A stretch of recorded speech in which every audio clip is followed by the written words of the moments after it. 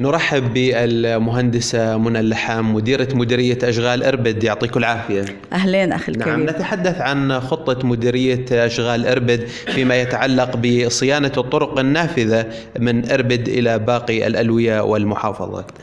والله إحنا يعني عندنا خطة عمل بحيث إنه نعمل صيانة لمعظم طرقنا القروية والرئيسية والثانوية والنافذة، حتى الزراعي، لأنه والله بعد الموسم الشتوي الطرق يعني تعرضت لبعض الحفر.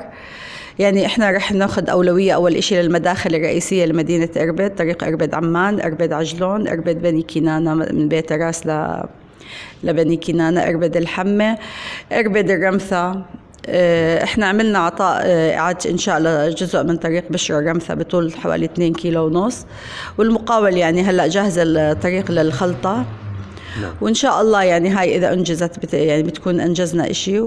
وبالإضافة إلى إنه يعني أعمال العبارات، هلا إعادة تأهيل في بعض العبارات تعرضت للانجراف، أعمال ربراب وجابيون وإلى آخره من أعمال الصيانة. نعم. وترجيعات بالخلطة. يعني لاحظنا أنه أيضا قبل شوي يعني عرضت علي كتاب من وزارة الأشغال اهتمامها بالإسراع بموضوع صيانة هذه الطرق بعد المنخفضات الجوية، وتعرض مقاطع من هذه الطرق النافذة واللي تشهد كثافة مرورية إلى بعض الحفر اللي تؤثر على الحركة المرورية.